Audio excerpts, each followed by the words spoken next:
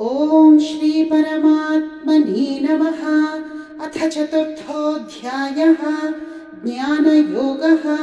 श्रीभगवानुवाच इमं विवस्वते योगं प्रोक्तवानहमव्ययम् विवस्वान्मनवे प्राह मनुरिक्ष्वाकवे ब्रवीत्। एवं परम्परा प्राप्तम् इमं राजर्षयो विदुः सकाले नेह महता योगो नष्टः परन्तप। स एवायं मया तेद्य योगः प्रोक्तः पुरातनः। भक्तोऽसि मे सखा चेति रहस्यं ह्येतदुत्तमम्। अर्जुन उवाच अपरं भवतो जन्म परं जन्म विवस्वतः कथमेतद्विजानीयाम् त्वमादौ प्रोक्तवानिति। श्रीभगवानुवाच बहूनि मे व्यतीतानि जन्मानि तव चार्जुन तान्यहं वेद सर्वाणि न त्वं वेत्थ परन्तप। अजोऽपि सन्नव्ययात्मा भूतानामीश्वरोऽपि सन् प्रकृतिं स्वामधिष्ठाय सम्भवाम्यात्ममायया। यदा यदा हि धर्मस्य ग्लानिर्भवति भारत अभ्युत्थानमधर्मस्य तदात्मानं सृजाम्यहम्। परित्राणाय साधूनां विनाशाय च दुष्कृतां धर्मसंस्थापनार्थाय सम्भवामि युगे युगे। जन्म कर्म च मे दिव्यम् एवं यो वेत्ति तत्त्वतः त्यक्त्वा देहं पुनर्जन्म नैति मामेति सोऽर्जुन। वीतरागभयक्रोधाः मन्मया मामुपाश्रिताः बहवो ज्ञानतपसा पूता मद्भावमागताः। ये यथा मां प्रपद्यन्ते तांस्तथैव भजाम्यहं।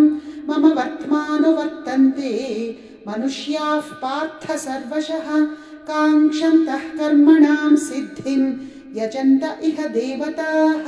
क्षिप्रं हि मानुषे लोके सिद्धिर्भवति कर्मजा। चातुर्वर्ण्यं मया सृष्टं गुणकर्म विभागशः तस्य कर्तारमपि मां विद्यकर्तारमव्ययं। न मां कर्माणि लिम्पन्ति न मे कर्मफले स्पृहा। इति मां योऽभिजानाति कर्मभिर्न स बध्यते। एवं ज्ञात्वा कृतं कर्म पूर्वैरपि मुमुक्षुभिः कुरु कर्मैव तस्मात् त्वं पूर्वैः पूर्वतरं कृतं। किं कर्म किमकर्मेति कवयोऽप्यत्र मोहिताः। तत्ते कर्म प्रवक्ष्यामि यज्ज्ञात्वा मोक्ष्यसे शुभात्। कर्मणो ह्यपि बोद्धव्यं च विकर्मणः अकर्मणश्च बोद्धव्यं गहना कर्मणो गतिः। कर्मण्यकर्म यः पश्येत् अकर्मणि च कर्म यः स बुद्धिमान् मनुष्येषु स युक्तः कृत्स्नकर्मकृत्। यस्य सर्वे समारम्भाः कामसङ्कल्पवर्जिताः ज्ञानाग्निदग्धकर्माणं तमाहुः पण्डितं बुधाः। त्यक्त्वा कर्मफलासङ्गं नित्यतृप्तो निराश्रयः कर्मण्यभिप्रवृत्तोऽपि नैव किञ्चित् करोति सः। निराशीर्यत चित्तात्मा त्यक्तसर्वपरिग्रहः शारीरं केवलं कर्म कुर्वन्नाप्नोति किल्बिषम्। यदृच्छालाभसन्तुष्टः द्वन्द्वातीतो विमत्सरः समसिद्धावसिद्धौ च कृत्वापि न निबध्यते। गतसङ्गस्य मुक्तस्य ज्ञानावस्थितचेतसः यज्ञायाचरतः कर्म समग्रं प्रविलीयते।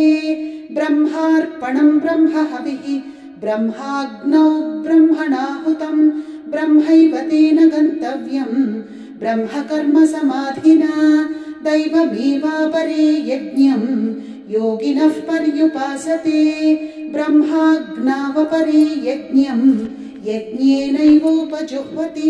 श्रोत्रादीनीन्द्रियाण्यन्ये संयमाग्निषु जुह्वति। शब्दादीन् विषयानन्ये इन्द्रियाग्निषु जुह्वति। सर्वाणीन्द्रियकर्माणि प्राणकर्माणि चापरे आत्मसंयमयोगाग्नौ जुह्वति ज्ञानदीपिते।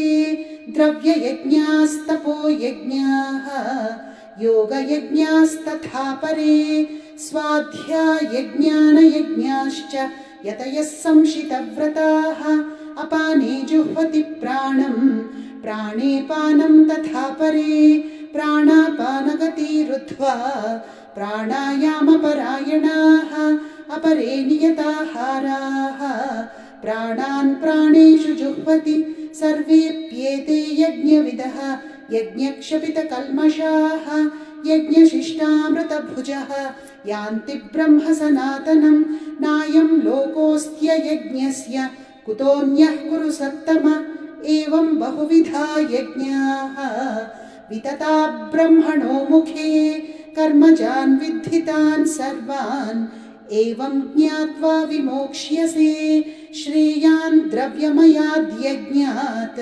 ज्ञानयज्ञः परन्तप सर्वं कर्माखिलं पार्थ ज्ञाने परिसमाप्यते तद्विद्धि प्रणिपातेन परिप्रश्नेन सेवया उपदेक्ष्यन्ति ते ज्ञानं ज्ञानिनस्तत्त्वदर्शिनः यज्ञात्वा न पुनर्मोहम् एवं यास्यसि पाण्डव येन भूतान्यशेषेण द्रक्ष्यस्यात्मन्यथो मयि अपि चेदसि पापेभ्यः सर्वेभ्यः पापकृत्तमः सर्वं ज्ञानप्लवेनैव वृजिनं सन्तरिष्यसि यथैधांसि समिद्धोऽग्निः भस्मसात् कुरुतेऽर्जुन ज्ञानाग्निः सर्वकर्माणि भस्मसात् कुरुते तथा न हि ज्ञानेन सदृशं पवित्रमिह विद्यते तत्स्वयं योगसंसिद्धः कालेनात्मनि विन्दति श्रद्धावान् लभते